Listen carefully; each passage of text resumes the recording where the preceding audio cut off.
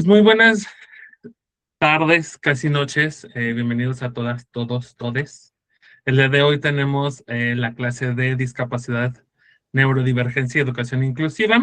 Hoy invité a una compañera muy fuerte, alguien que tiene gran conocimiento y se llama Christopher Galindo Hernández. Eh, es co-confundadora y enlace de cuidado social de Ánima, Organización Mexicana por los Derechos Humanos AC, directora de operaciones en Heroes Psicología Pop, creadora del proyecto Ateneo Sí.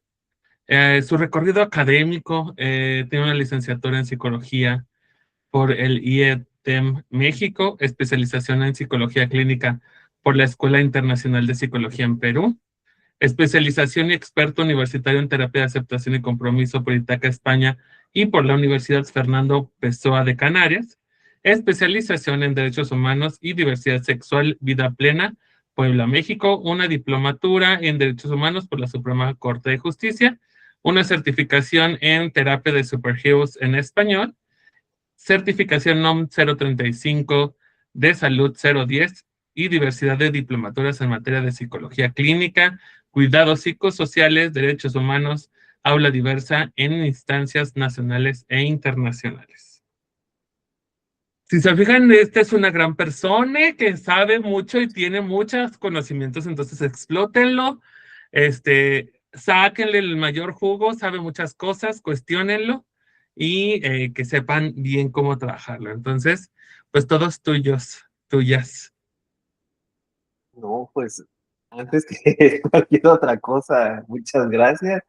Y sí, con confianza, si hay duda, si hay algo que no me estoy explicando bien, por favor hagan uso de la palabra.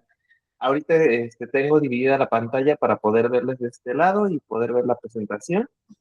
Em, También este es un tema que sí quiero como hacer mucho hincapié. Hace la unión de un tema que es justo desde investigación, tanto psicológica, sociológica, antropológica, educativa, y la parte desde Defensoría de Derechos Humanos, desde el activismo, desde trabajo territorial. Así que hay muchas cosas que muy posiblemente podamos entender que son términos, no sé, como de salud, y no son términos de salud, son términos que vienen desde lo social, y hay otros que van a aparecer como términos desde lo social, que son, sí, tema ya sea educativo o de salud. Así que también con mucha confianza pueden irme deteniendo, planteando sus dudas aquí en el chatcito o usando la voz sin ningún problema. Voy a tratar de que sea más grande para que ustedes lo puedan ver. A ver. Puedes ponerlo como Ahí lo pantalla están viendo más completa grande. en la sección de abajo, amiga. Ahí está. Sí, ya está más grande. Sí, ya se ve completo.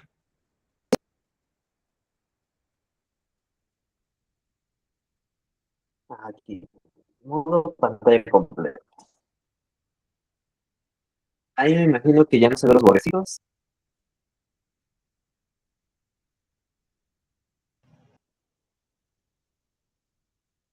Ándale, ahí está. Yo te digo Ok, fuerte y claro. va, va perfectísimo. Bueno, vamos a ver un poquito qué vamos a ver hoy.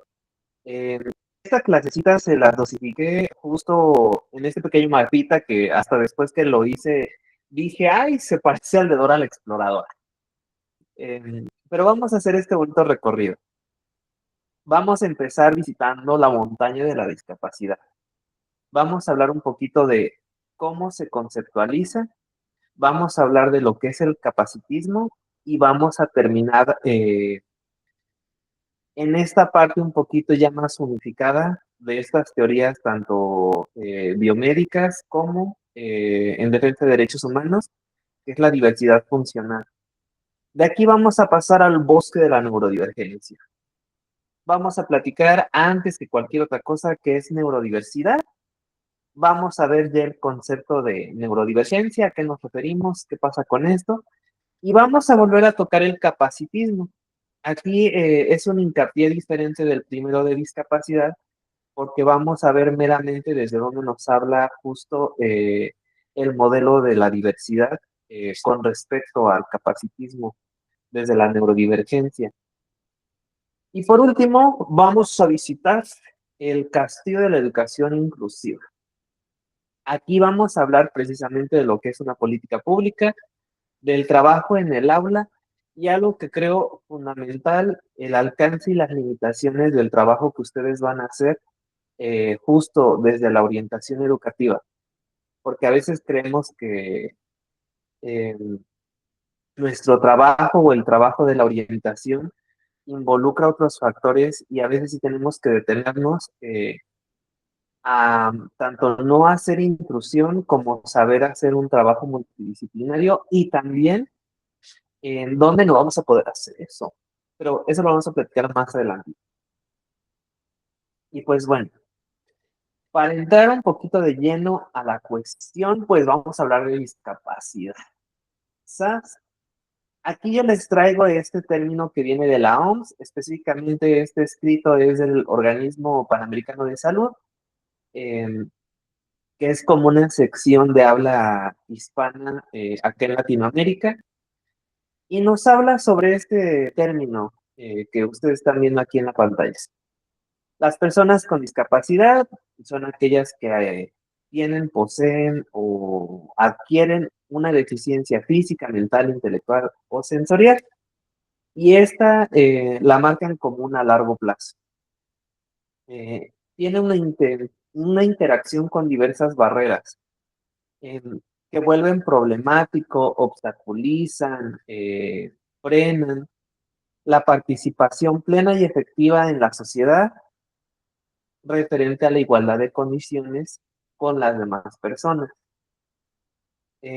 Aquí, si ustedes se pueden dar cuenta, les dividí la definición en dos partecitas, una que está en color amarillo y otra que está en color azulito mentolado. ¿Por qué? Eh,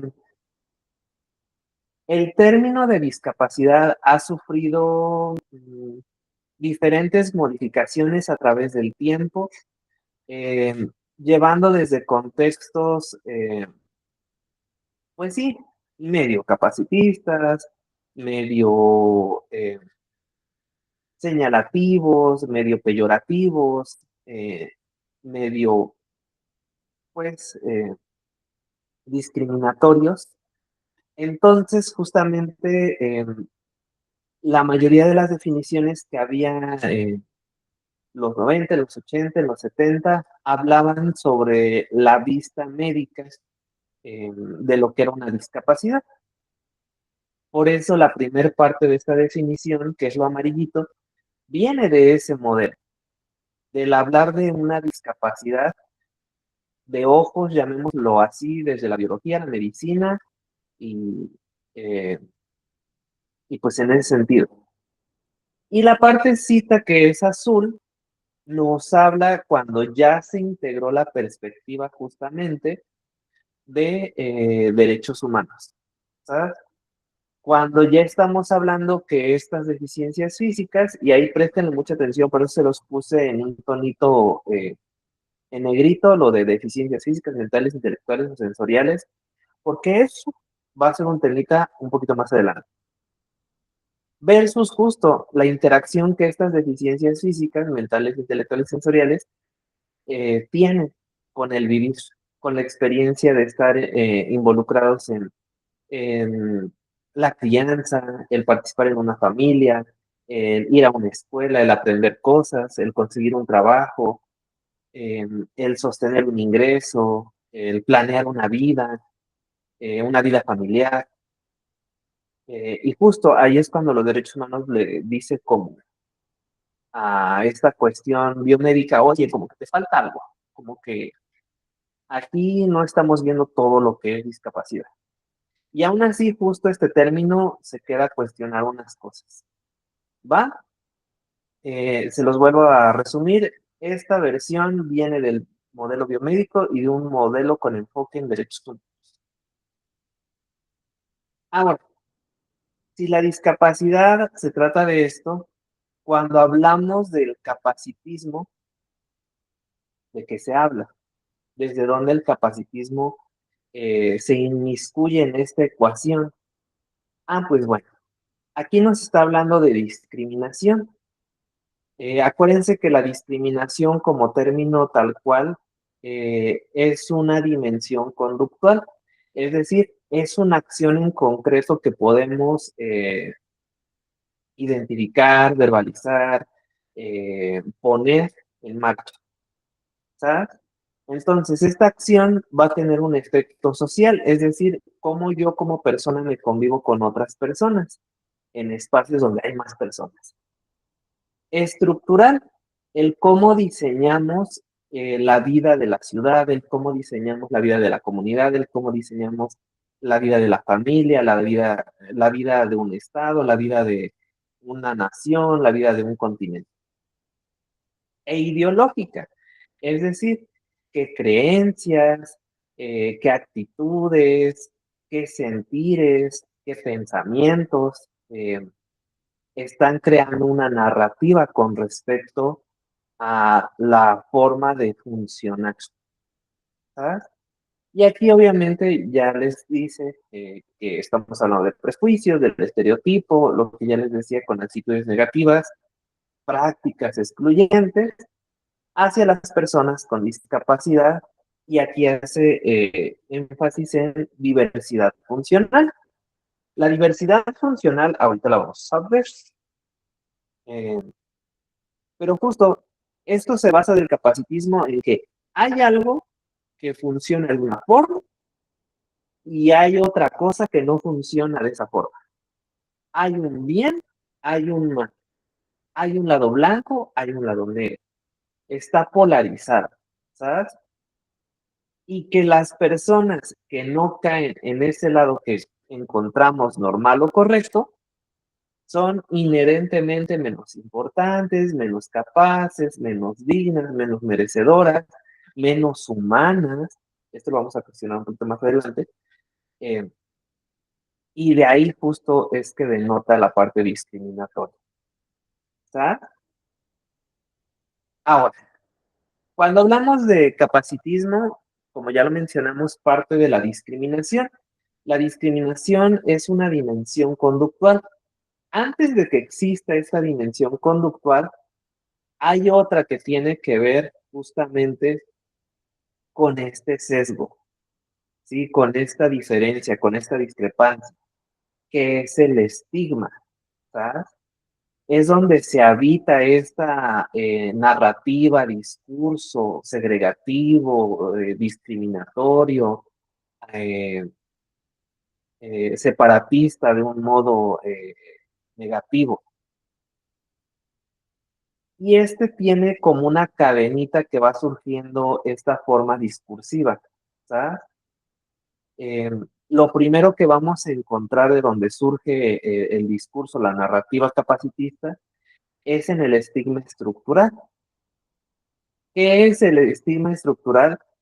Pues es el que proviene desde la institucionalidad, desde la política pública, la cultura, los programas de atención y el modelo de atención.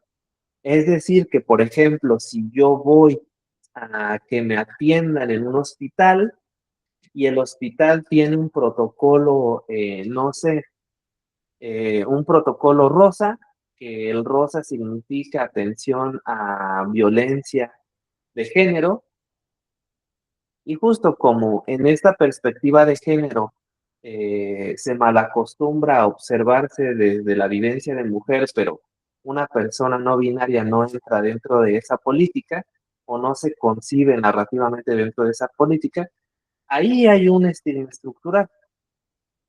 Eh, Esto tiene que ver con políticas públicas. No sé ustedes cómo imaginen esta parte de políticas públicas, pero básicamente es como el diseño de lo que esperamos o se recomienda convivirnos, participar, convivir, hacer comunidad. ¿Verdad? Muchas veces no se trata nada más de una cuestión de ley, de una cuestión de tener reglamentos, de una cuestión de tener el protocolo, ¿sí? Sino como de este proceso de identificar qué estamos esperando de la convivencia, qué estamos esperando de la interacción entre personas y de sus derivados institucionales para poder hacer esta atención. Aquí la cultura entra en el papel de, bueno, la información disponible que tenemos es esa, pero acuérdense que muchas narrativas a través del tiempo se van pues viciando eh, de algunas creencias colectivas o de algún contenido histórico. Ejemplo, para no irnos tanto a la fantasía, em, por ejemplo, no sé si ustedes conozcan, no sé, por ejemplo, la zona Triqui, bueno, un poquito de contexto porque creo que eso no lo dijimos al inicio. Yo territorialmente me encuentro en el noroeste de Oaxaca. Y justamente pues estamos cerca de la zona Triqui, eh, y dentro de pues su cultura existen estas tradiciones en donde pues a las niñas se les puede vender para casamiento, para justo, ¿no? Encontrar pareja. Y esa parte de la cultura pues gesta este estigma estructural de decir que claramente pues eso está bien.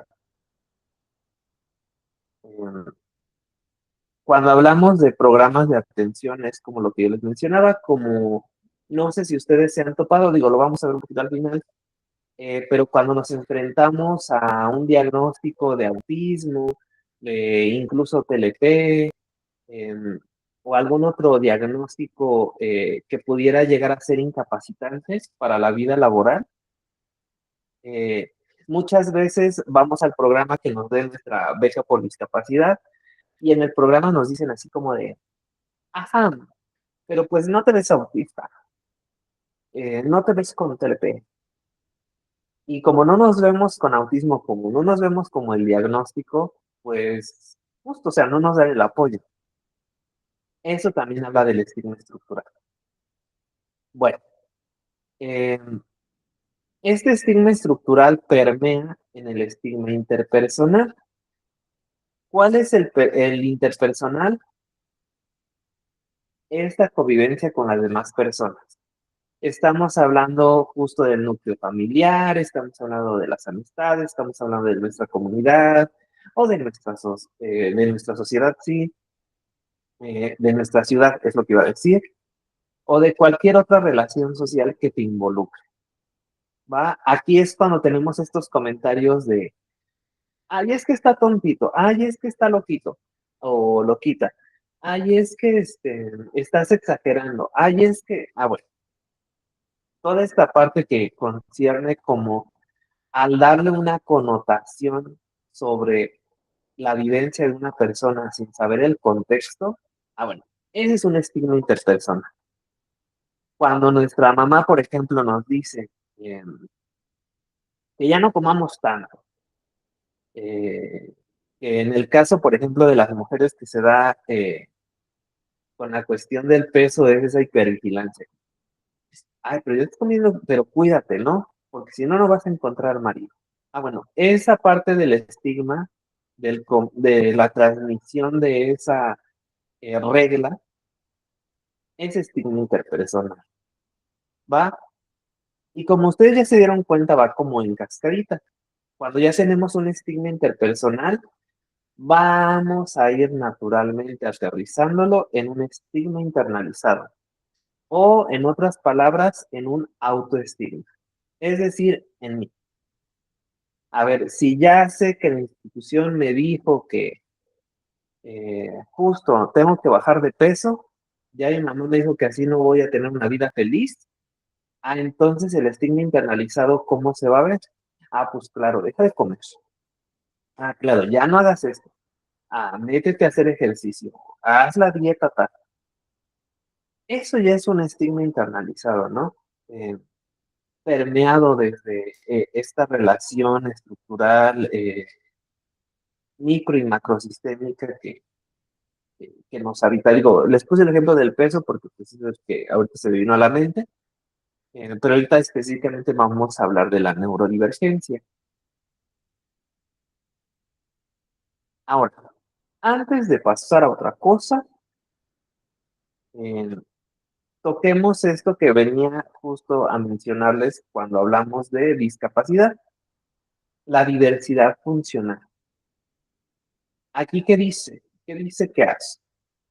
Pues para empezar, bonito contexto, esto surge en una asamblea en España, ¿va? Donde justamente diversidad de instituciones, de asociaciones y de mismos activistas y personas defensoras de derechos humanos empiezan como a no hacer sentido la narrativa biomédica e incluso hasta la misma de derechos humanos con respecto a esta parte de las deficiencias. Y empiezan a cuestionar mucho esto. Y la diversidad funcional empieza a tener esta narrativa justo de variación, vuelvo a lo mismo con diversidad, eh, con esta diferencia que enriquece y da pluralidad, pues naturalmente como humanidad. Aquí, como para hacer un bonito hincapié, eh, la diversidad funcional nace de una visión casi, casi como, por ejemplo, lo que vendría siendo en México una nación pluricultural. Es decir, que no podemos hacer una generalización de México en cuanto a cómo se narra y tiene esta cosmovisión, porque naturalmente hablamos bastantes idiomas y lenguas territorialmente hablando, aunque una sea como la que más permee, y eso también deriva en que existan tradiciones que aunque caigan en la misma fecha, se viven y se rezan y se enfiestan diferente. ¿Ah? No es lo mismo, por ejemplo, yo creo que la mayoría de ustedes está por allá en Guanajuato, si no es que me equivoco, eh, pero justo tienen esta parte de los festivales de cine, el festival justo del libro, también este rescate histórico-cultural. Y si yo les cuento, por ejemplo, de acá de Oaxaca, que a lo mejor no tenemos estos eventos tan marcados, eh, sino otro tipo de eventos, por ejemplo, yo digo en una ciudad donde la fecha del santo se celebra, ¿no? En su capilla. Entonces, cada agencia tiene sus capillas y aquí son cohetes todo el año. Es un horror los cohetes, pero bueno, esa es la forma de... eh, y a lo que iba con mi comentario es que justamente al hablar de la forma en la que un cuerpo funciona, se traduce en eso. Un cuerpo, o sea, no hay un solo cuerpo que funcione de la misma forma. Aunque compartan experiencias similares, no son, eh, no son la misma, ¿va? Eh, y justo aquí empezamos a hablar de entonces esta palabrita que hacía mucho ruido, que era la deficiencia. ¿Por qué? Porque hacía una connotación de que esto no estaba bien, de que aquí había algo que tú, persona, no estabas bien, naciste mal, te estás portando mal, hay algo que justo está enfermo en ti y causaba mucho ruido porque al toparnos con un diagnóstico, casi casi le damos la bendición a la persona y, o sea, hazles como puedas. Entonces, cuando llega este modelo de diversidad, la palabra deficiencia empieza a cambiarse por característica. Y característica ya no tiene la misma connotación, ya no tiene el mismo peso significante de lo que era con deficiencia. En característica es mucho más amable. y la persona justo va entendiendo desde un ángulo no tan golpeado, ¿sabes? Y bueno, aquí ya vamos a entrar en neurodiversidad, pero, eh, voy a dejar de compartir y ahorita en lo que se destraba, me gustaría justamente escucharles, saber cómo vamos con esta parte de discapacidad, si nos va haciendo sentido, si hay algo que desde su trinchera, desde su territorio, desde el trabajo que están abordando, les hizo ruido o se están cuestionando. Y si no, pues le damos a lo que viene. Cuéntenme ahí, Alejandra, no sé si pronuncia Han, Shami, Gilberto, ¿cómo vamos?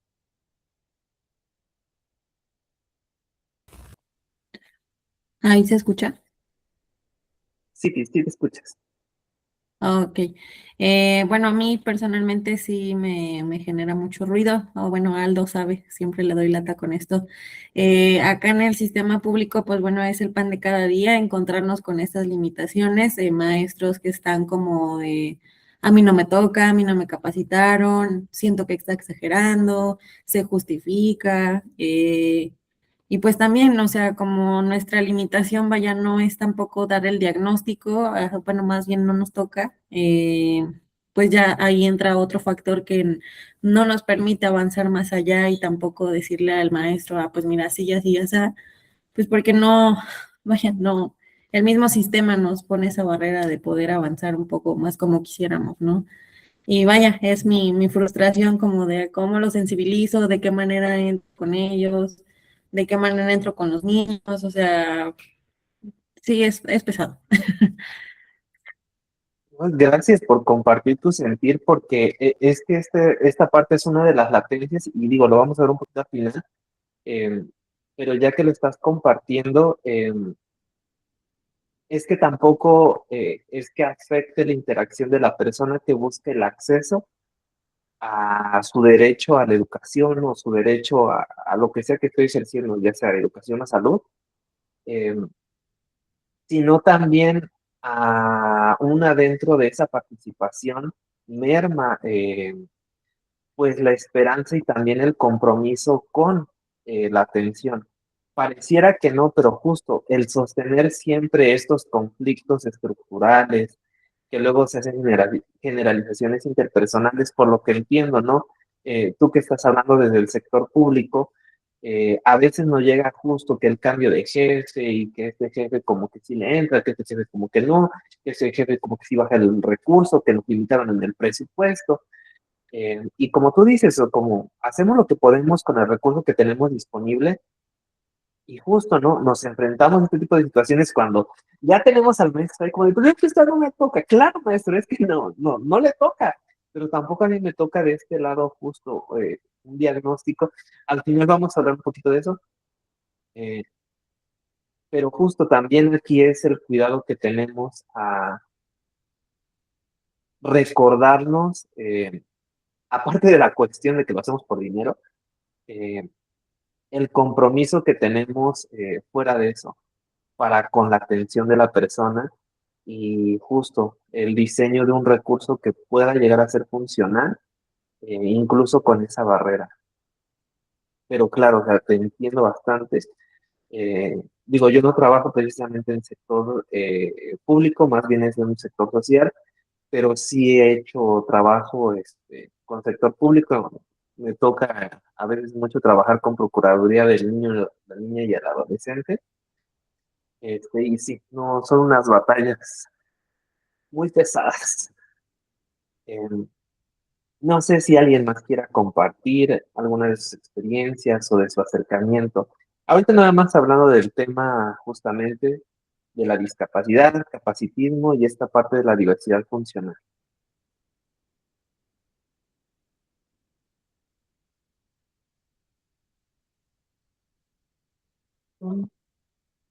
¿Todo cool? ¿Todo bien? un emoji por ahí.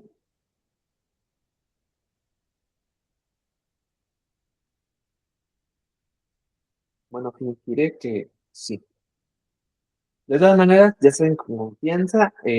Ahorita que justo voy a volver a presentar, eh, si alguien tiene una duda, por favor, alce la manita porque ya en pantalla completa ya no los veo.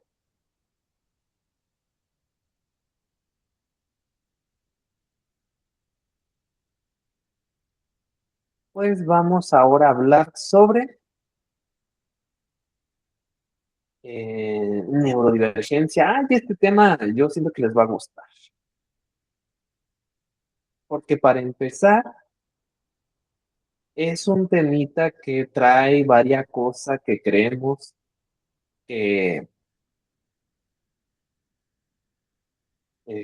¿cómo se llama? Que creemos que proviene de una parte clínica, y perdonen que se los diga porque a lo mejor ustedes ya se han topado con alguna formación, con un diplomado,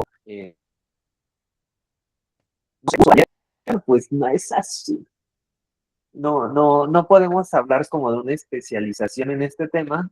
Ahorita vamos a ver por qué. Lo que sí podemos hacer es incluir esto como una herramienta dentro de nuestros procesos.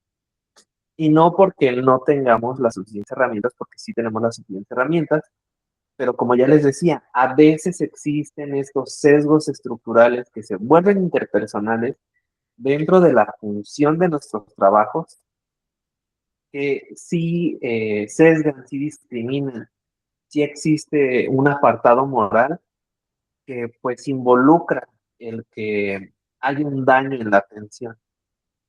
Y no es que a veces seamos conscientes de ese daño, simplemente que pues siempre nos dijeron, pues es así y lo hicimos así, sin cuestionar si eso le funcionaba o no a las personas, ¿va? Pero a ver, ya sin irme por las ramas, hablemos de neurodiversidad. Para empezar, es un movimiento social de los 90, ¿sí? Este es encabezado por Judy Singer. Judy Singer, ahí no se los puse, pero es una psicóloga y socióloga australiana. Ahí está su fotito. Eh, Algo importante es esa información que les di. Es psicóloga, es socióloga y australiana. ¿Sabes? Porque eso es importante, ubicar a la persona desde su profesión y desde su territorio nos da una idea desde dónde nos puede hablar y si eso puede o no compaginar con nuestro trabajo en nuestro territorio. ¿Sabes? Es por eso que yo les decía, a ver, sí soy una persona de psicología, pero justo me ubico en el noroeste del estado de Oaxaca y justo mi trabajo ha sido también en cuestión educativa en la Sierra Norte de Puebla. Y ese contexto justo da desde donde ahorita yo les estoy compartiendo esta información, que si ustedes se van a dar cuenta va a ser muy contestatario, ¿sabes? O muy contrastante en el tema justo de lo que nos dicen, lo que hacemos. Eh, Aquí, otro punto clave es que la lucha va a radicar en la igualdad de derechos. ¿Por qué en la igualdad de derechos? En aquel entonces, a Ayude le llegaba mucho caso de, pues obviamente, de niños, de niñas, que pues los trataban mal en la escuela. Y luego se topaba con otras historias de personas como que eh, la gente no lo entendía. Y Judy empezó como a cuestionar qué está pasando con esto. Eh, Y justamente se dio cuenta que había una diversidad de personas que por algún trastorno del neurodesarrollo eh, vivían una vida pues diferente a lo que el estándar conocía. Y eso complicaba la convivencia y complicaba el trato que se tenía con esas personas. Em, Aquí cabe mencionar que otra vez el término de deficiencia, de desorden, de síntoma, Judy decía como de, es que eso no nos da como que sentido, no nos lleva a un punto donde la persona sienta que realmente se le está acompañando o que realmente le estemos dando sentido a la vida que pues está teniendo. Y justo empezó ella a problematizar el uso de estas palabras, de dónde se usaban, para quiénes eran útiles, porque claramente, no sé si ustedes lo sepan, pero dentro del sistema de aprendizaje biomédico de cualquier área, eh, y creo que eso se le critica mucho a la currícula de la medicina, eh, es que no tratan personas, sino tratan justamente con enfermedades, con partes del cuerpo, con sistemas orgánicos, y se olvidan de este lado humano. En cuestión teórica y filosófica, no quiere decir que en la vida no existan doctores que no les importen las personas, aunque sí no lo quieran vender en las películas y en las series, ¿verdad? En la vida cotidiana a lo mejor sí difiere un poco. Pero justo, o sea, es porque se les enseña a ver hacia allá y no hacia esta parte eh, como si fueran olonos de lo que integra la atención a las personas. A respuesta de esta problematización, Judy empieza a decir como de, bueno, a ver, suena como más utilizable, más de ayuda que le digamos que es una variación, porque lo es. Eh, llamarla característica, ¿no? Eh, porque le daba la connotación positiva y naturalmente no ponía a la persona como en una situación de decir, pues, así estás y como les decía hace rato, la bendición y que te vaya bien, allá tú ves. Y en este es como de, no, mira, esto puede ser algo positivo, esto es como una alternativa que puede fortalecerse desde otro ángulo. Y la persona como que se sentía más esperanzada a que decir, claro, esto tiene una solución. Nada más a mí me tocó justo el helado de vainilla y no el de chocolate como todo el mundo. Pero igual sabe rico, igual está frío, igual viene en forma. Entonces, empieza a aparecer esta terminología de neurodivergencia, de neurotípico, de neurodivergente, ¿va?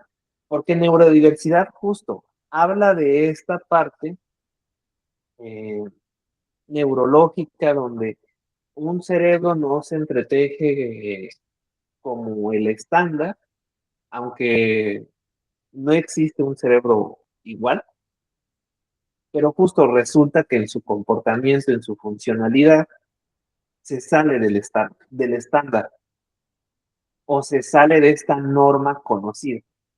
Y eso llama mucho la atención. Entonces, cuando hablamos de neurodivergencia, eh, para empezar, ¿quién lo acuña? Lo acuña Cassian a su, a Sasumasu, ¿sí? Que es un activista autista. Esta activista autista está en Estados Unidos, ¿sabes? Ahí les pongo su fotito. Cassian justo empieza a decir como de, no, es que miren, estas personas que justo se piensan, se perciben, se sienten y se comportan así, de esta forma que te hace mucho ruido, pues les podemos decir neurodivergentes, ¿no? Y esta persona que siente, que percibe, que piensa y que se comporta de acuerdo a lo que esperas que haga, pues esas les podemos decir neurotípicas, ¿sí? En este discurso justo empieza a tomar como fuerza por el hecho de que aquí hay muchas vivencias de las personas que se les atendía desde pues esta parte biomédica, eh, pues claro, como dicen, pues sí, o sea, así soy, así funciono, así se conduce esta parte, claro, o sea, te doy totalmente la razón, me hace mucho sentido de dónde me estás hablando. Y justo empieza a ver este uso, eh, que tiene que ver más con la comparativa del estándar y de lo que se le sale del estándar. ¿Verdad? Y cuando hablamos de lo que sale del estándar, estamos ya incluyéndonos en esta parte de la otredad sociológica, ¿no? Y por último, esto es importantísimo, corazones, esto último es importantísimo. Empieza la benevolencia del cuidador o de la cuidadora o del cuidador. ¿Sabes? ¿Por qué este término le requiere que le pongamos pausa? Porque aquí, ¿se acuerdan que yo les hablaba en el contenido que íbamos a retomar otra vez la partecita del capacitismo, pero con la neurodiversidad? Ah, el capacitismo entra justamente ahí, y una de muchas, ¿no? Pero antes de pasar, quiero que conozcan, que se empapen un poquito si ustedes ya la habían visto, si no la habían visto, pues les presento la bandera del orgullo de la discapacidad. ¿Sabes? Esta está diseñada con 5 franjas de colores que van en el centro en diagonal y un fondo que puede ser un gris oscuro o un negro. ¿Sabes? Eh, ¿Aquí qué significa? No, pues el fondo oscuro significa ese duelo de las víctimas de violencia capacitista. Eh, También, bueno, aquí no lo dice, pero justo es toda esta parte de las vivencias de discriminación, de las personas que se han suicidado por el tema justo del capacitismo, de la discriminación, eh, y justo por eso es como el fondo de luto. La rayita roja nos habla de discapacidades físicas. La rayita amarilla nos habla de discapacidades de la neurodivergencia o lo que podríamos venir considerando socialmente del neurodesarrollo, como es el autismo, como es el TDA, como es un síndrome de Tourette, eh, como pudiera ser también de trastornos de aprendizaje como dispraxia, disgrafia, discalculia, eh, dislalia. El blanco representa las discapacidades invisibles.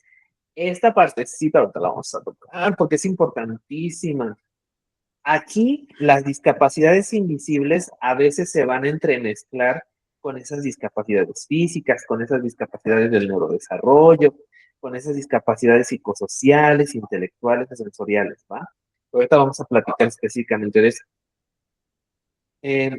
La azul nos va a representar la discapacidad psicosocial e intelectual, es decir, estas formas en las que nos relacionamos, convivimos, sentimos nuestra interacción con el ambiente, con las personas del ambiente o con sus sumatorias. El verde ya nos habla de discapacidades sensoriales, ¿sabes? Que pudiera ser justo como las personas que son sensibles a lo fotolumínico, las personas que tienen es que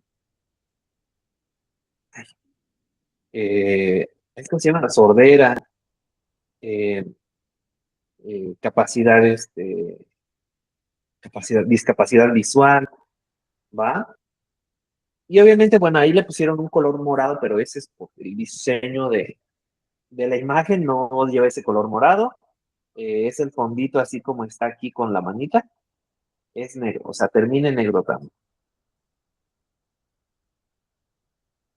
Pero ahora sí, vayamos al temita que quedó pendiente. Cuando hablamos de neurodiversidad y cuando hablamos de capacitismo, entra este tema de la benevolencia del cuidador. Y Cassian lo que hace es darle un giro a este término que se venía utilizando eh, para justamente hablar sobre compasión, del cuidado,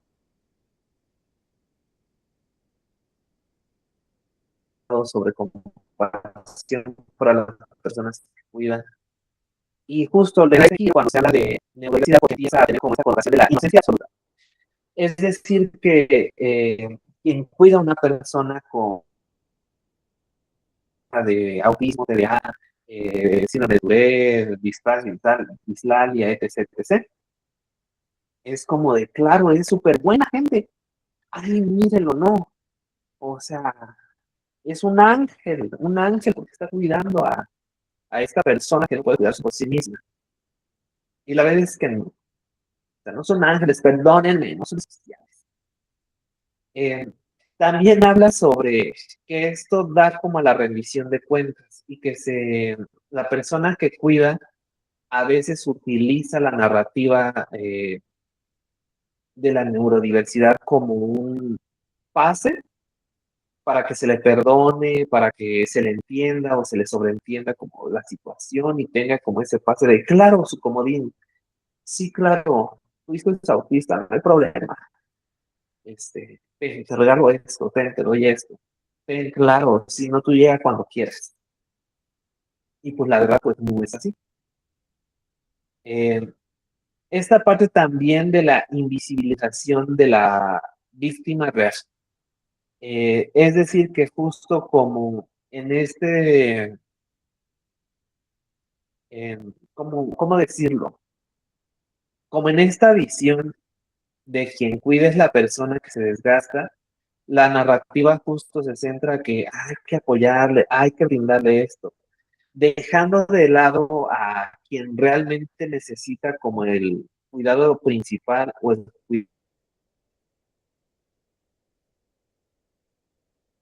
cuidado primordial, y dice esa parte de la necesidad justo como más urgente e importante. Y aquí quiero hacer un gran paréntesis porque yo sé lo que van a estar pensando. Pero ¿y qué pasa con los casos que sí? La benevolencia del cuidador, desde la crítica de la neurodivergencia que hace Castian, esa parte del síndrome del cuidador. ¿Sale? El síndrome del cuidador es este desgaste, es este burnout, es este estar quemado por lo que implica la tarea de cuidar a una persona o de cuidar X o Y situación. La benevolencia del cuidador nos habla sobre el uso y la doble función que quien cuida hace por tener a una persona en situación de discapacidad. ¿Sabes? No son lo mismo, no persiguen la misma línea. ¿Tá? Y aquí vamos a ir viendo como otros pequeños matices que tiene eh, el capacitismo que se ven, la verdad, bien extraños, pero que nuestra labor frente a la orientación y la adecuación curricular y educativa, pues lo vamos a ver y pues una de dos, o nos toca soportar o toca soportar a las personas que se lo digamos. Porque por otro lado existe también este estigma. El estigma también se puede subdividir en esta discapacidad física o en otra que se le atribuye únicamente al carácter de la persona. Y estas tienen respuestas completamente diferentes. ¿Por qué? Porque una podemos verla y la otra es como de, es que ese es tu problema, es que ese eres tú nomás. Nomás queriéndote lucir, nomás queriendo llamar la atención, es que eres bien, y ahí se los pongo, ¿no? Bien caprichudo, bien caprichuda. Y no, justo no sabemos el contexto de cómo está viviendo. Eh, Porque hay discapacidades, por eso era la franjita blanca. Hay discapacidades que se ven y hay otras que no se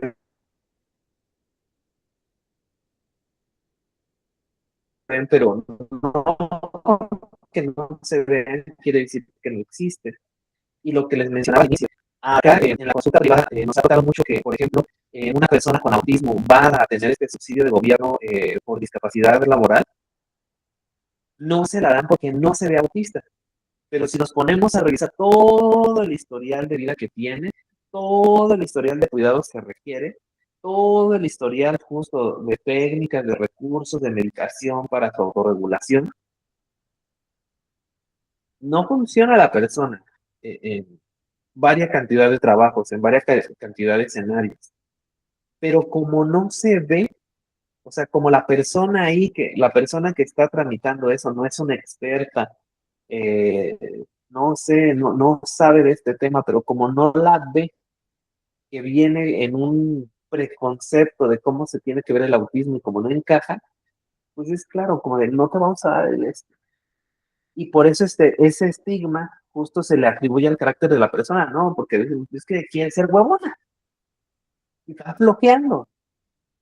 Eh, y dentro de esto, aquí les pongo los ejemplos, ¿no? A veces llevamos a socializar esto como de, claro, ay, es que es un angelito. No sé si ustedes conozcan a Leticia Calderón. Eh, Leticia Calderón es una de las actrices ahorita como, ya creo que sí, ya es primera actriz, pero antes era una actriz protagónica y así. Ahorita ya le dan como los papeles de villana o ¿cómo se le llama? De reparto. Ay, sí, una manita. Dígame, ahí escuché.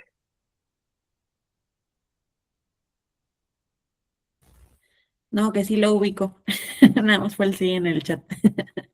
Pero tiene un hijo, ¿no? Justo con una discapacidad y de ahí se Perfectísimo. empezó como a visibilizar.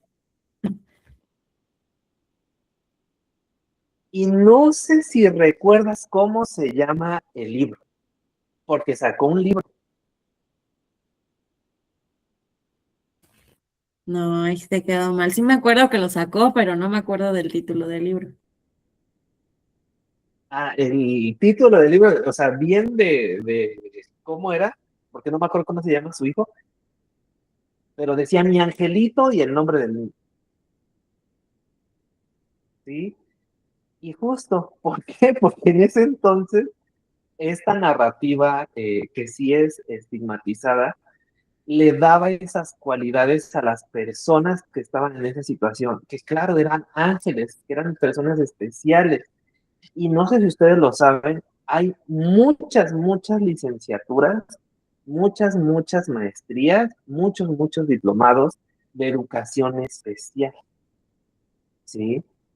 Ese es un término que ya está en desuso. Obviamente no podemos quitar ese título si tú eres licenciado en educación especial, o sea, está perfectísimo, solamente que justo el nombre se le otorgó en un momento donde ese término estaba como aceptado, porque la narrativa biomédica y de derechos humanos dijo, claro, sí son especiales, pero en ese entonces hablábamos de minusvalía, hablábamos de, ay, no me acuerdo cuál era el otro término que se usaba, pero bueno, desde ahí hablábamos, ¿sabes?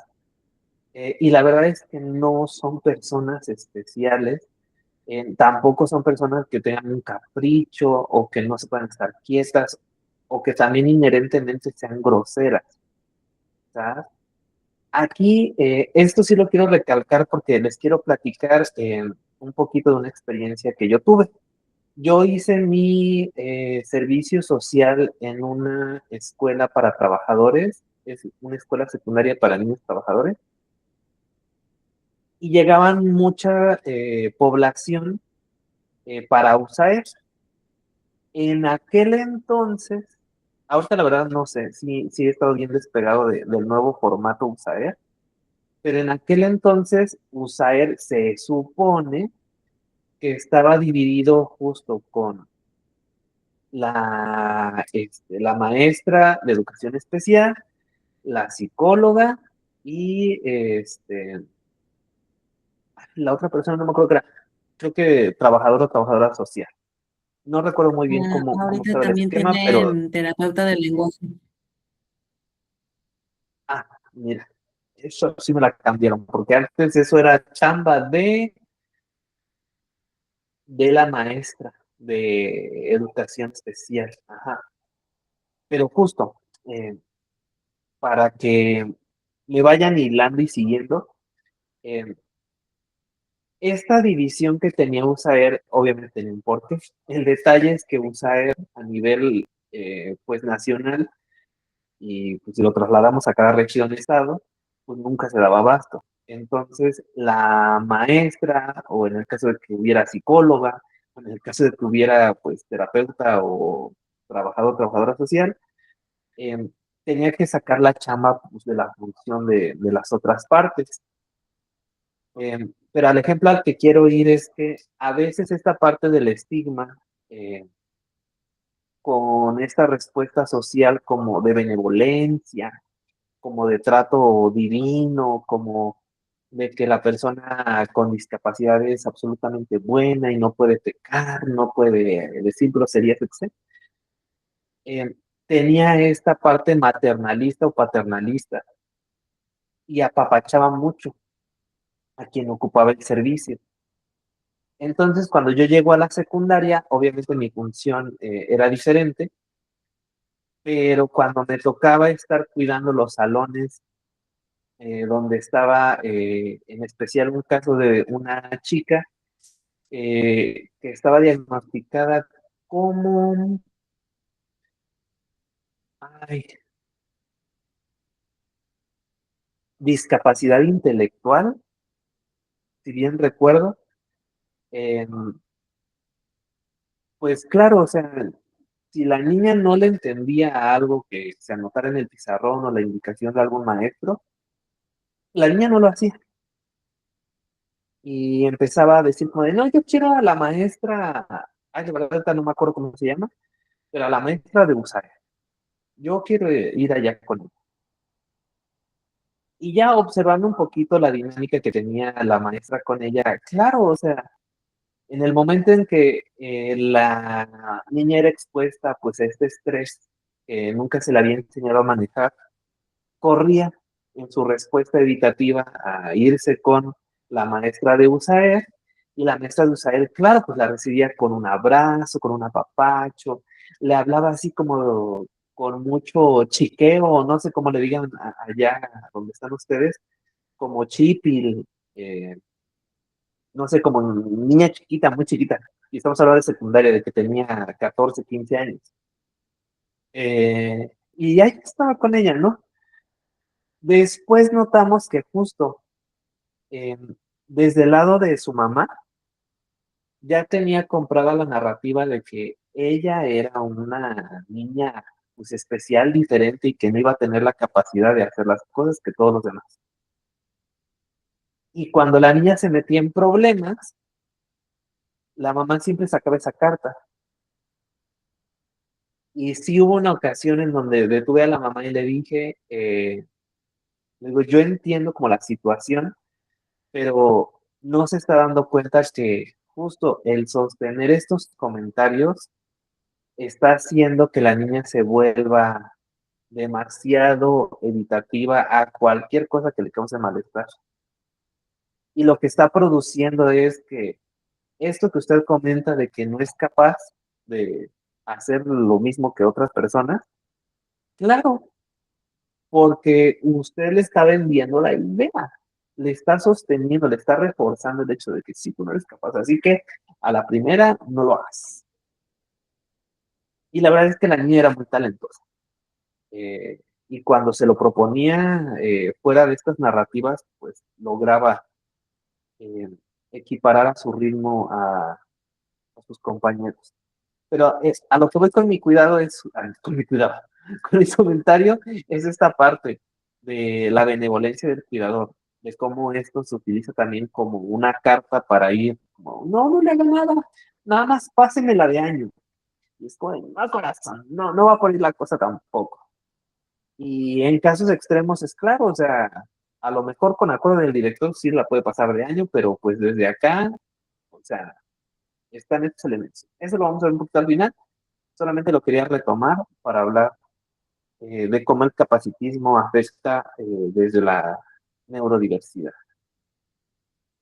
Y bueno, vamos a abrir bonito espacio de pausa, de interacción con ustedes, para que me cuenten, para que les suelten el chisme desde sus trincheras, desde su trabajo, eh, cómo han visto esta experiencia, cómo se han sentido viviendo, afrontando el tema de neurodiversidad, si lo han tocado, si han estado en espacios donde se habla de esto, cómo han notado que se habla de la neurodiversidad, cómo se han notado que hablan de la neurodivergencia. Eh, Justo yo les comento, o sea, desde que este tema salió, así miren, brota curso, brota esto. Luego ya nomás me meto para andar de metiche ahí y pues resulta que pues a veces son cosas medias raras. Insisto, confunden el trabajo de la Defensoría de Derechos Humanos versus el trabajo de salud. Y justo no le dan como la debida división y entendimiento en su trabajo multidisciplinario. Pero cuéntenme ustedes, cuéntenme, ¿qué les pasa? ¿Qué hacen por allá? Date, Alejandra, date. Perdón. Este es mi espacio.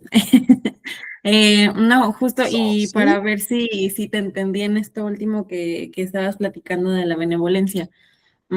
Acá los chicos que están justo en el departamento de USAER luego son vistos como con esta, no sé si llamarle caridad o lástima, ya en ciertos casos, y también comentarios de los docentes, ¿no? Es que a ti ya no te puedo decir nada, o tú ponte a dibujar, o les llevan una sopa de letras, o justo, según yo me quedé en esta idea de que en vez de separar a los niños y llevártelos a otro lado, pues tenías que incluirlos ya en el aula con todos, ¿no?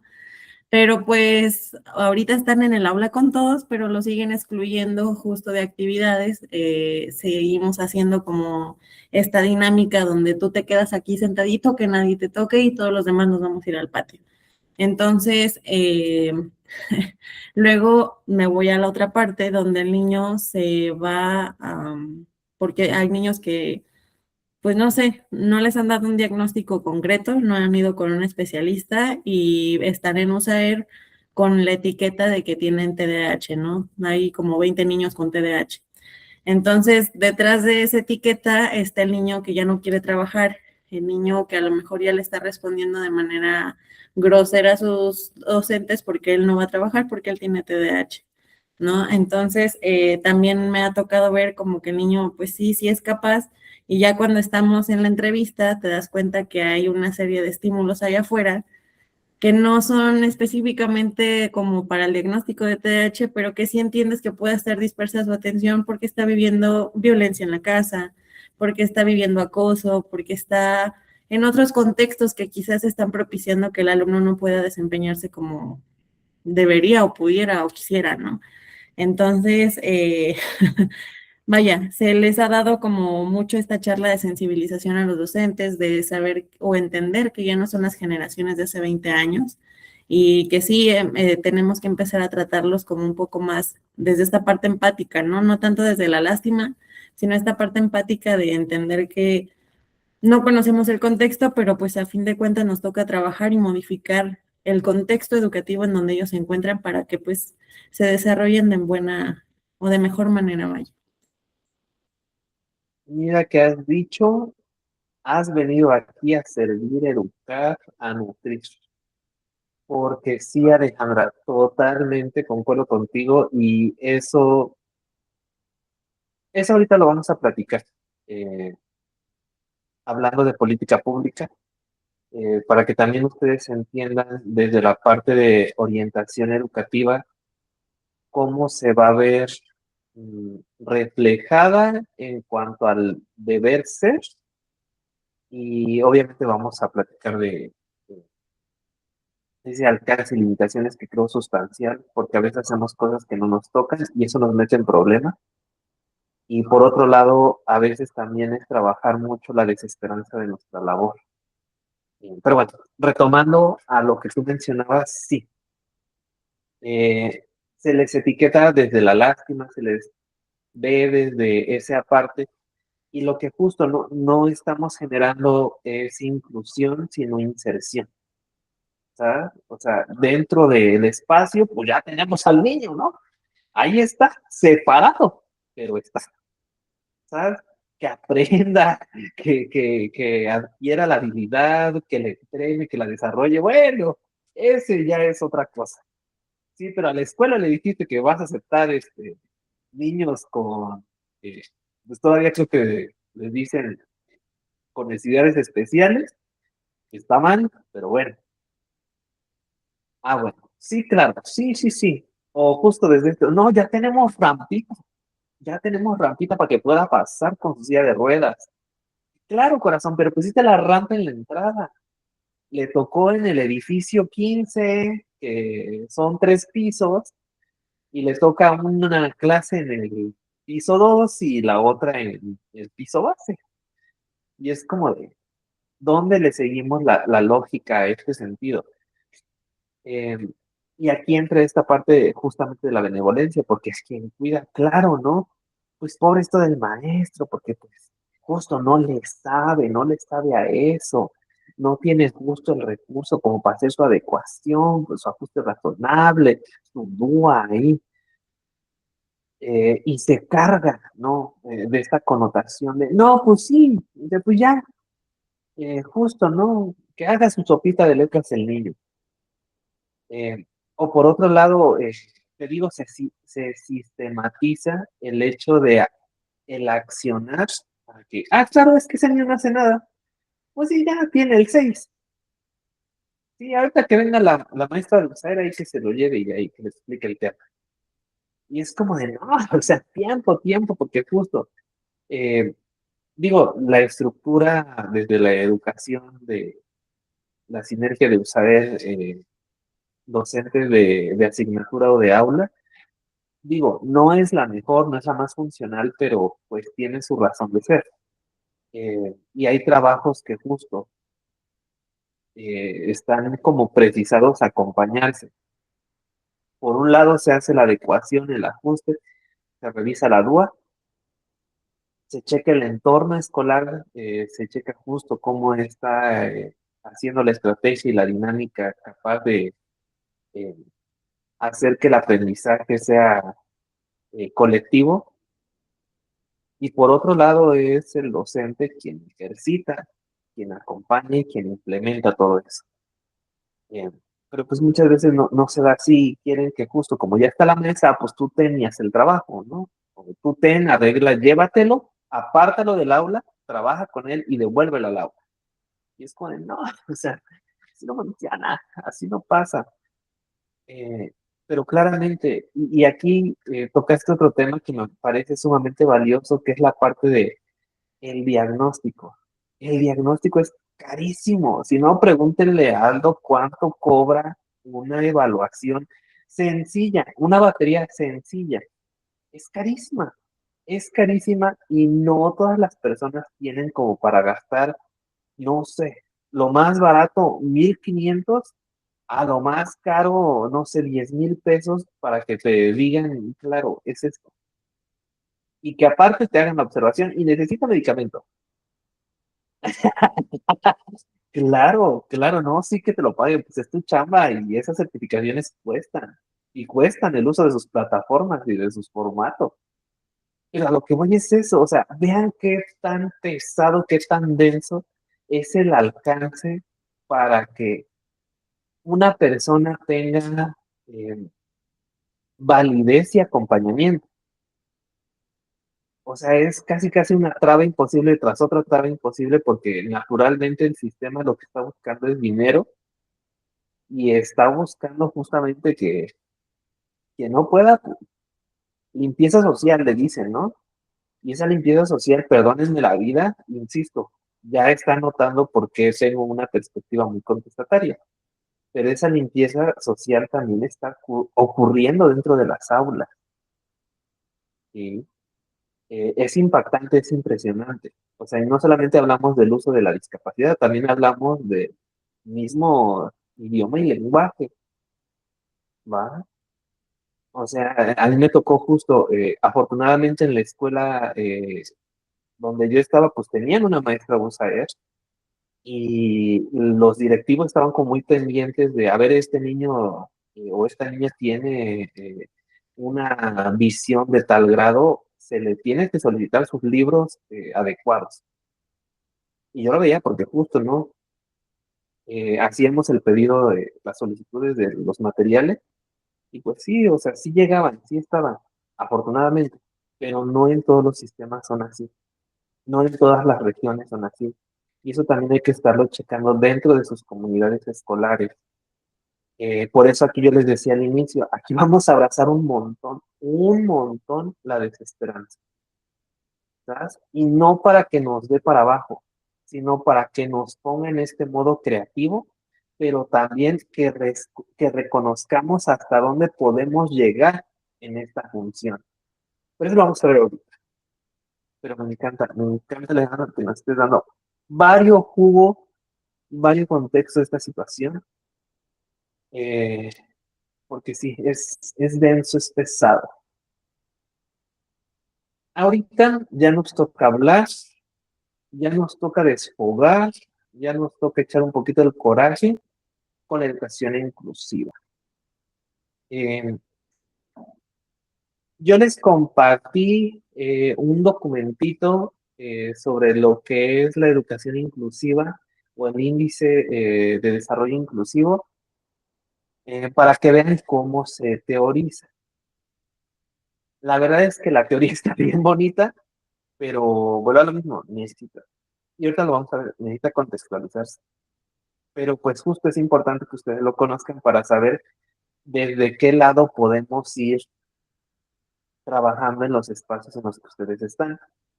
Y por otro lado, también les compartí una compilación de trabajos de estudios críticos de Latinoamérica.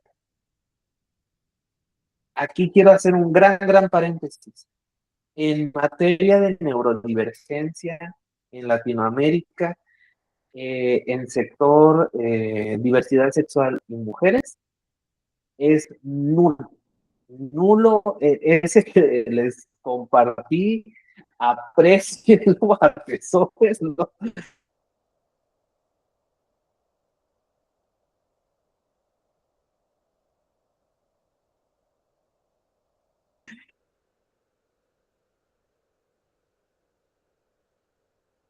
Porque es de los poquísimos que hay, es de los poquísimos que hay.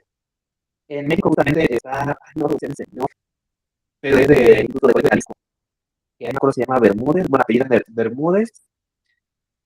No es que trate explícitamente el tema de neurodivergencia, pero hace un recorrido histórico de la neurodivergencia en México. Ahorita vamos a platicar un poquito de eso, pero les digo, atesórenlo, no es como para que de ahí saquen algo como de estrategia, sino que vean desde dónde los diferentes territorios están hablando y viviéndose, podamos hacer esta ubicación con lo que nos sucede en nuestros espacios escolares. Pero eso es lo que vamos a hablar de inclusiva. Ya pasamos la montaña de la discapacidad, ya hablamos, ya fuimos al bosque de la neurodivergencia, y ahora vamos a llegar a este tan soñado, tan esperado castillo de la educación inclusiva. Y este lo vamos a aterrizar justo en lo que les mencionaba, la política pública, que entra dentro de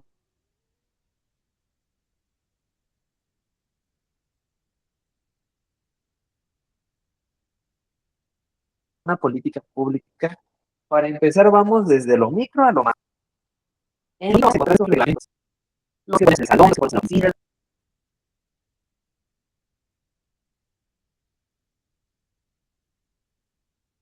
tenemos con los niños, con las niñas. Oye, Cris, me estás cortando De un esos poquito. reglamentos, ¿sabes? Desde el jorro, que quiero prestado, que hace la manita para hablar, todo eso entra. Te me estás cortando un poquito. Ah, Sé que eres muy cortada, pero ¿qué tal ahorita?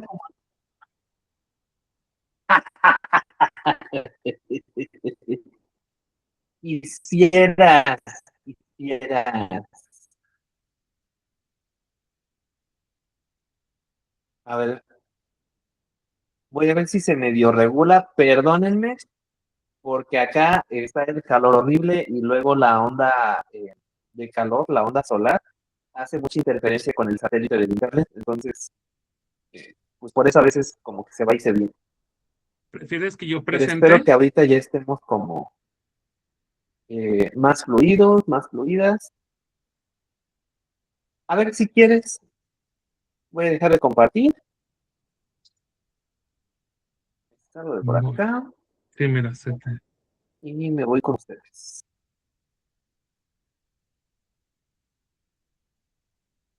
A ver, ya en la última partecita. Ok, voy. Mm, Ay, le di la Sí, sí, vuelta. con calma. Mientras les platico, ¿no? Hablar de políticas públicas es justo. Desde lo micro, esta parte de los reglamentos escolares, del reglamento de salón, de las reglas de nuestra oficina, de nuestro despacho, de las reglas de la convivencia escolar, también de lo que se va enmarcando de la nueva escuela mexicana, que tiene muchas cosas que nos pide hacer y hay muchas cosas que no se pueden realizar, pero bueno, como las pide, pues ya. Eh, Entra esta parte de cómo también diseñamos las evaluaciones, el valorar el trabajo, ya sea desde dónde estamos teniendo este encuentro académico, porque no es lo mismo, por ejemplo, una secundaria general o una primaria general, a los formatos técnicos, a los formatos de telesecundaria, o a los formatos que son, ¿cómo se llama? Mixtos o de multigrado, ¿sí? Y aquí tenemos que estar justamente muy pendientes de las solicitudes que están enmarcando nuestros contenidos programáticos y cómo los estamos planeando o justo cómo los docentes y las docentes los están planeando. En las conductas esperadas. En estas conductas esperadas, a mí me encanta hacer este bonito recordatorio de cuando estábamos en el salón de clases y nos decían, no te muevas, tienes que estar en tu pupitre o en tu banca, no tienes por qué estar volteando a platicar con el compañero. Todas estas reglas de conductas esperadas naturalmente van a afectar el cómo una persona con una vivencia de discapacidad o con una vivencia desde otro ángulo de su cuerpo se vaya modificando y se vaya enfrentando a crear estrategias para afrontar la indicación. Eh, Porque justo, ya lo decía Alejandra hace rato, hay diagnósticos que llegan muy tarde. Y como les decía, en materia de diversidad sexual y de poblaciones mujeres, o sea, me ha tocado justo que en práctica privada detecte muchos casos de mujeres a sus 35, a sus 40, con una vivencia de autismo, con una vivencia de TDA o con una vivencia mixta. Y sí llega como a ser un poquito de revelador, porque muchas cosas de la infancia les hacen sentido y dicen como, es que era eso. O sea, no es que yo fuese muy tímida, no es que yo fuese así, no es que yo fuese inquieta, no es que yo fuese ta, ta, ta, ta, ta. Dice, era esta parte de cómo yo funcionaba que no era lo que mi familia esperaba, que no era lo que la maestra o el maestro esperaba. Eh, y bueno, ahí viene otro rollo de situaciones. Eh, y esto es algo que también comentaba muy puntualmente Alejandra. La capacidad instalada. ¿Qué es la capacidad instalada? Si contamos con los salones, si contamos con las bancas, si contamos con los pizarrones, si contamos con el material didáctico, si contamos con el material técnico, si contamos con el material recursos humanos, si contamos con el material financiero para que se dé el proceso justo de enseñanza-aprendizaje dentro del entorno escolar. Yo sé que ponerlo en ideal en muchas regiones de México es casi, casi soñar, porque pues trabajamos con lo que tenemos y con lo que está. Y a veces no es suficiente o nunca es suficiente. Por más arreglitos, por más estrategias que saquemos, nunca es suficiente. Eh, pero es algo que justo impacta mucho en la educación inclusiva, desde la parte de las rampas, desde la parte de la adecuación de los textos, desde la parte del acceso justo al movimiento corporal. Porque aquí también en conductas esperadas, ahorita que hizo movimiento corporal, eh, por ejemplo, mi esposo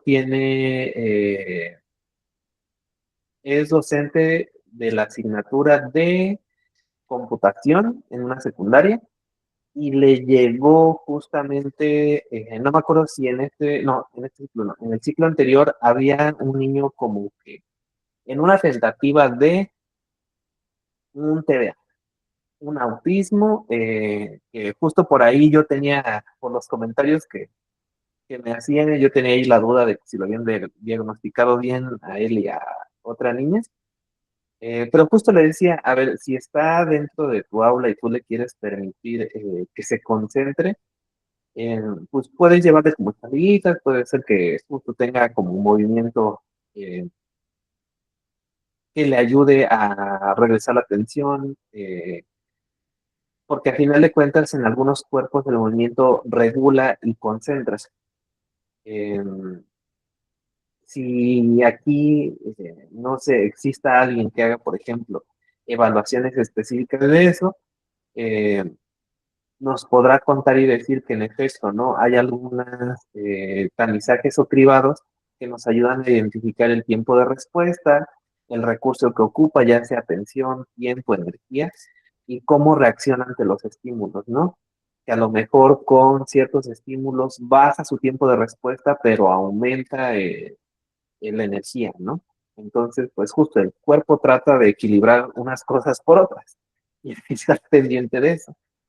Eh, pero justo la adecuación de ese momento del tener estas liguitas elásticas que el niño pudiera estar estirando, amarrando, soltando, eh, le ayudó bastante a poder terminar las tareas, las asignaciones durante durante la escuela y justo cumplir con lo que se debe cumplir como los demás compañeritos y compañeritas. Eh, Regresando a las partes de micro y macro, tenemos el reglamento de la institución. ¿Sabes? Este es el típico de que el uniforme, de que las asistencias, de que el uso de teléfonos y celulares, todo eso. Eh, las leyes sobre educación, sobre género, sobre derechos humanos, sobre discapacidad que imperen en sus estados y a nivel nacional. Y aquí algo que les recalco mucho, el alcance de esa difusión y de la atención a las personas, porque en muchos espacios pues se desconoce. Y les mentiría si me acuerdo, hace como un mes estuvimos en una organización hablando de intersexualidad para una primaria de una comunidad aquí como a unos 40 minutos, pero justamente hacíamos el comentario de que al menos en Oaxaca la ley de educación tiene todo un capítulo completo sobre educación y género. Y los maestros eran como de, ¿qué? ¿Cómo que hacían un apartado, ¿no? ¿Cómo que habla de género? Y ya cuando les decía que la ley de educación prohíbe la enseñanza bajo estereotipos masculinos y femeninos, y les digo, ¿sabían que el formar a los niños y a las niñas en fila de niños y fila de niñas es hacer como eh, eh, atribución a estereotipos femeninos y masculinos y se va a poder? Y obviamente son esas partecitas que tomamos ya con mucha normalidad sin cuestionarnos, ¿no? Y también sin cuestionar la función que tiene, eh, porque no vamos a negar que hay espacios meramente adversos en donde que exista este separatismo, eh, pues tiende no solamente como a hacer esta distribución, sino como a tener un cuidado. Pero justo ahí hay que observar qué función tiene el hacer esas acciones. Pero a lo que voy con el último punto es que claramente ocupamos saber en dónde estamos parados y paradas con respecto a la ley, con respecto a los protocolos, con respecto justo a las nuevas actualizaciones del programa curricular. porque si no luego pues andamos como haciendo cositas que ya no, y pues lejos de que nos traiga un beneficio cuando, y el detalle siempre cuando pasa algo malo y no estamos en el lineamiento actualizado, no dicen, ay, el orientador, la orientadora, pues si hizo lo mejor que pudo, no, es como eso está mal, es su culpa, etc, etc, etc. ¿Sabes? ¿Algo le pasas a la que viene, por favor?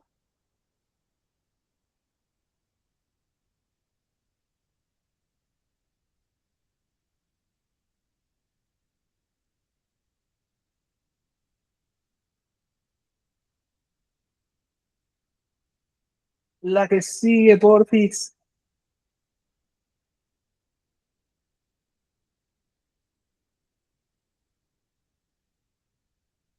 Gracias.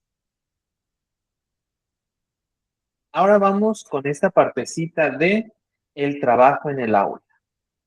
¿Va? ¿Y qué pasa en el trabajo en el aula? Pues vamos a platicar de las barreras de aprendizaje y la participación.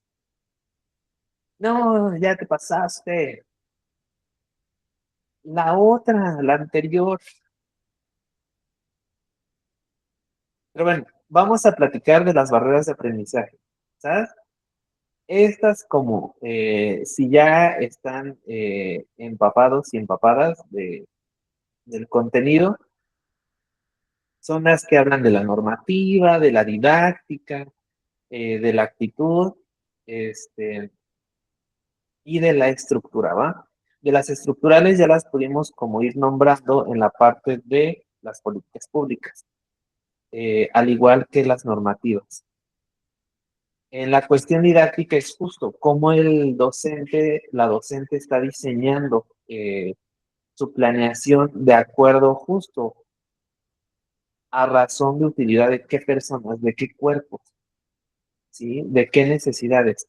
Aquí hay una pequeña discusión filosófica y a lo mejor yo creo que epistemológica con lo que respecta a los estilos de aprendizaje, porque pues la ciencia y el conocimiento nos ha dicho que eh, esa es una variable bastante diversa y que existen demasiados como para tenerlos y precisarlos, y que justo nos concentremos en la conducta del aprendizaje lejos de un estilo de aprendizaje. Eh, pero pues hay muchos espacios que a lo mejor en nuestros diagnósticos iniciales pues tomamos este pequeño test de BARC o algún otro de estilo de aprendizaje para categorizar a nuestros aprendientes. Y pues la verdad es que eso pues, justo llega a veces a medio perjudicar que identifiquemos eh, estas necesidades específicas dentro del aula. Ejemplo. Recordando esta parte de que les hablo del servicio que hice en una secundaria, también llegó una personita que tenía autismo. Entonces, había una sensibilidad auditiva importante. Y la chicharra que había en la escuela literalmente parecía una chicharra de cárcel. No sé si han visto las películas cuando suena la chicharra de las cárceles. Ah, pues una así de ese, pues, estruendor. Y en la escuela, pues nada más había 4 grupos de primer. Entonces, pues casualmente de esos 4 grupos, nada más había uno que estaba pegado a la chicharra. Y todos los demás, pues había un espacio importante como de las oficinas y ya seguía el otro salón. Y de ese, pues seguía el otro y el otro estaba escondido al final de la escuela. Pues a este niño le tocó el aula que estaba, donde estaba pegada la chicharra. Y como es una secundaria, pues ustedes sabrán que la dinámica es que se toque cada que suena, cada que termina o que empieza una nueva materia. Y pues el niño, pues a cada rato estaba como de, ¡ay! y otra vez la siguiente clase, ¿no? Y era justo como reestimularlo cada hora. Y eso pues justo dentro de la estructura de la escuela estaba esa situación y que afectaba pues la didáctica en la que se hacía el cambio de la asignatura y el niño pues se estresaba y al momento pues no, o sea, no estaba acostumbrado a eso y pues justo le tomaba concentrarse en la siguiente materia o concentrarse en lo siguiente que tenía que hacer. Eh, Aquí la gran tarea, como lo decía también muy puntualmente hace rato Alejandra, desde dónde esto se puede empezar a acompañar, desde cómo esto puede ser una solución, desde la teoría de las barreras del aprendizaje, al menos acá en México, marca esta parte de las dimensiones de la educación inclusiva, que es checar la cultura de la escuela, es decir, cómo es la convivencia, cómo hace sinergia las personas dentro de, cómo se llevan los y las les aprendientes en el contexto, cómo se lleva también el cuerpo de docentes, cómo se lleva también el cuerpo de intendencia de servicios, de administración, de dirección. Todo eso gira de acuerdo a qué cosas importantes, ¿sí? A veces hay algunas instituciones, hay algunas escuelitas que pues a lo mejor en su formato de dar clases son muy buenas, pero entre maestros pues no se llevan o no se trata, no hay mucho conflicto interno. Y eso también puede afectar a que una barrera de aprendizaje, llámese didáctica, llámese normativa o llámese actitudinal, pues pueda convertirse en un temita para quien está aprendiendo. La política interna, ya vimos las políticas públicas, la política interna entra estos reglamentos, esta parte de cómo se va a dar eh, las normas de conducta, las represalias o el estilo, pues, muy regularmente va a ser punitivo el que se maneje dentro de una escuela, las sanciones que va a haber, pues.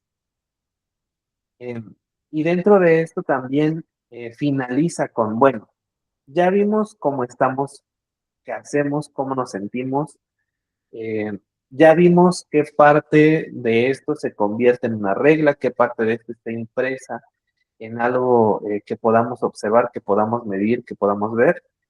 Ahora aquí lo importante es cómo lo vamos a hacer. Cómo esto que yo digo que es llevarse bien, que yo digo que es respeto a sus compañeros, que yo digo que es eh, tolerancia, que está escrita dentro del reglamento, de nuestra base, de nuestra norma de convivencia, de nuestro reglamento de aula, eh, va a verse en nuestro día a día y va a poder sostenerse en nuestro día a día. ¿Sabes? Este es un trabajo muy cansado, ¿sabes? Porque como les dije, aquí se va a tener que buscar la bonita compañía tanto de la familia, tanto de la persona que aprende, tanto de la persona que está haciendo el acompañamiento del aprendizaje. Y ustedes que en este papel de orientación, pues tienen que ir como pautando el pequeño caminito, ¿sabes? Decirle como de, ahorita te toca aquí y en la siguiente base entra tu mamá y en la siguiente va a entrar tu maestra, tu maestra, ¿sabes? Eh, Le das a la que sigue, porfisa.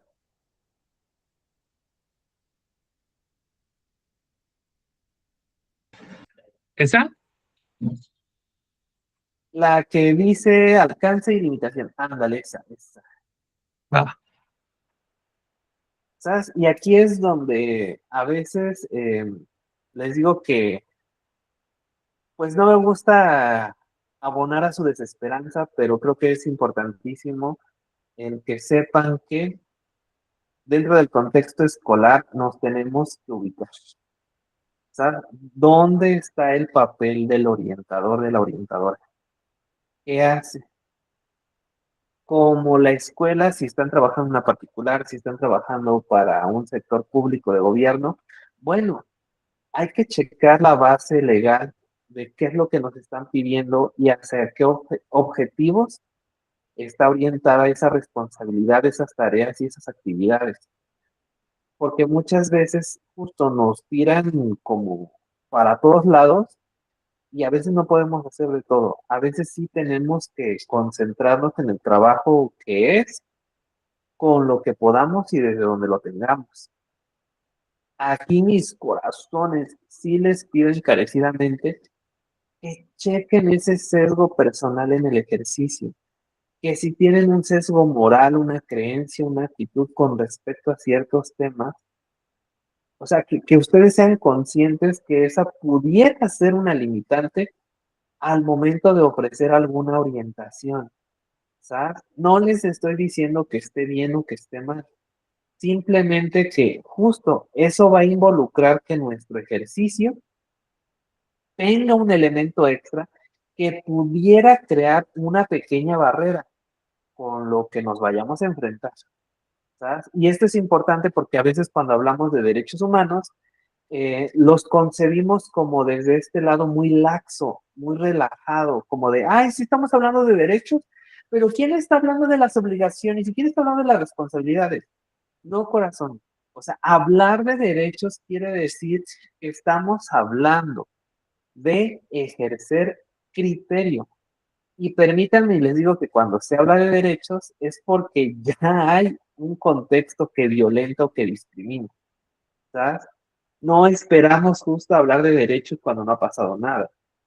Empezamos a hablar de derechos cuando está sucediendo algo fuerte, ¿sabes? Pero bueno, eso ya no es como tema de ustedes, sino como tema de cómo se fue haciendo la promoción de derechos desde un lado como, pues sí, como laxo, como que esto nada más es pasarla un relajo, chévere, y no, ¿sí? Hablar de derechos tiene que ser la conciencia de generar un criterio. Si estamos fomentando que la persona, el niño, la niña, adolescente o persona en juventud tenga el criterio para identificar que puede estar en una situación favorable o no favorable y desde eso sepa cómo actuar. Sí, que pues naturalmente atienda las consecuencias de su actuar. Otra cosa importante de ese alcance y de esa limitación es su actualización, corazones. El que ustedes estén tomando esta especialización en orientación educativa me encanta porque justo nos habla de que están en este pie, de decir, va, quiero ver qué más hay, quiero entender otro rumbo, quiero entender justo desde qué otra perspectiva ahorita se está habitando pues la academia, quiero cuestionar la academia, quiero cuestionar justo la información que se nos está dando desde el sector público. Eh, y aquí digo, yo sé que esto ya es pedir demasiado y a lo mejor vivir en un mundo ideal, pero la supervisión de casos, que tengan la confianza, justo como decía Alejandra, que lo van a molestando a Aldo. Claro, o sea, pero que se tengan la confianza de molestarse, de no quedarse ensimismadas, ensimismados o aislados o aisladas de una situación que a lo mejor excede sus recursos para conseguir una orientación, para conseguir una pequeña luz de dónde están parados, de dónde están paradas y saber qué hacer desde ahí.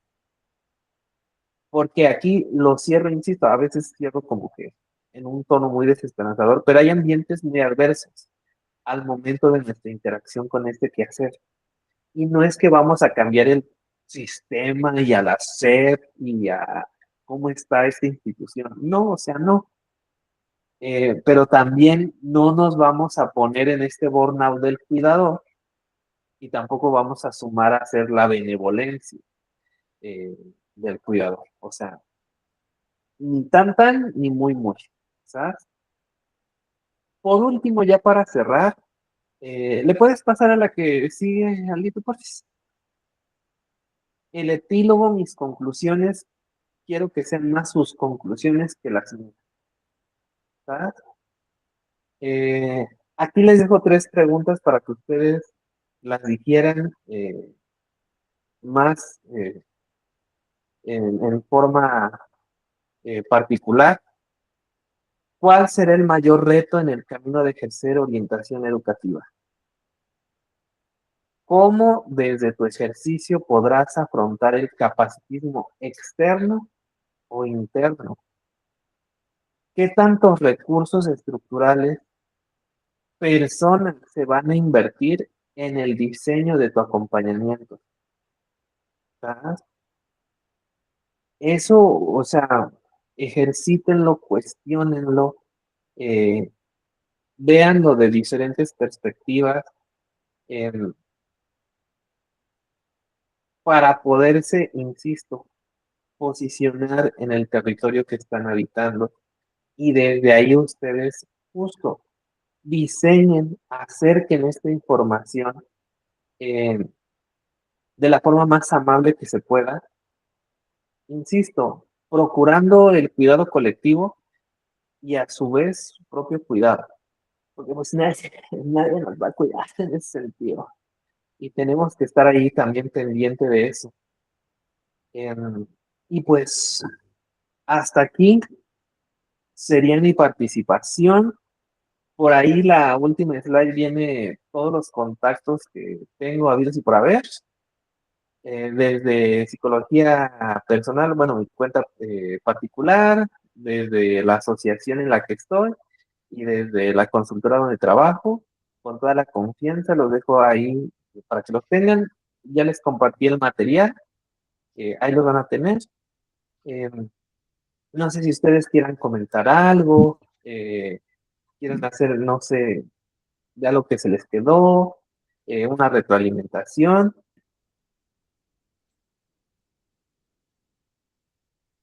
Chami, Ale, ¿algún comentario, algo que quieran aportar? Y pues ya hablé mucho, pero no, nada más agradecer el espacio. Creo que me sentí genuinamente acompañada y un poco más orientada en que pues las limitaciones son grandes, más en el sistema público en el que estamos, pero pues también que podemos hacer algo más, ¿no? Entonces me voy muy agradecida, muy, muy bonita sesión, muy enriquecedora también. Entonces, pues nada, muchas gracias y pues con mucho que reflexionar también a partir de ahora. No, hombre, muchas Chami, algo. gracias a ti. No, pues yo la verdad reconocerte mucho tu trabajo, toda la exposición que hiciste, la verdad es súper bonito. ¿Cómo haces el contacto? Creo que también eso es muy importante porque a veces es muy difícil, más en estos temas, como que a veces engancharnos o atraer a la gente es muy complicado, ¿no? Y la verdad es que en todo el momento me tuviste como aquí al pendiente, muy atenta, muy interesada en todo lo que estabas exponiendo. Perdón que no participé tanto, pero estoy algo enferma. Pero pues tanto con las aportaciones que hizo Ale, más vivencias que yo he tenido, la verdad creo que ilumina mucho la información que nos das para seguir teniendo como un avance, porque creo que sobre todo en el área de orientación educativa o como orientadores educativos, pues tenemos mucho que aportar todavía en esta área y es importante que nos empecemos a formar en ello. Y por ahí yo sí te voy a dar lata para que a lo mejor a mi equipo en algún punto le puedas dar una plática como esta, porque la verdad es que me encantó. Muchas gracias. Pero tú cobra, amiga, tú cóbrales.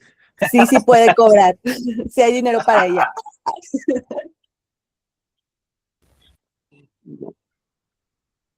No, hombre, muchísimas gracias. Y justo ahí les dejo los contactos, con confianza también. Vuelvo a lo mismo, en esta parte de que si hay algún caso también, pues creo que tienen mucha cercanía con Aldo, que ya ha ejercido esta parte de hacer orientación en varios contextos. Digo, mi trabajo más se centra desde la parte de el ejercicio de derechos humanos y el cuidado psicosocial, pero justo nos toca estar en todos lados a veces y pues nos llegamos a topar con estas situaciones. Algo que quiero comentar justo de lo que decía Shami sobre quienes ejercen la orientación educativa, es que ha evolucionado mucho esta participación. Antes se concentraba en, pues, darle como el niño problema a quien hacía la orientación y hay veces como las... Y ahorita toda la parte curricular se está centrando a que quien oriente sea un agente de cambio dentro del contexto escolar. Y eso creo que ayuda más. Es una chambota bastante y bastante pesada, no les voy a mentir. Si desde el trabajo en territorio nos cuesta, no imagino justo estar en el día a día en esos espacios, sobre todo cuando no tienen la capacidad instalada. Pero justo con toda confianza, agradezco mucho, mucho estar aquí compartiendo con ustedes ahorita y también para las personas que vean la grabación.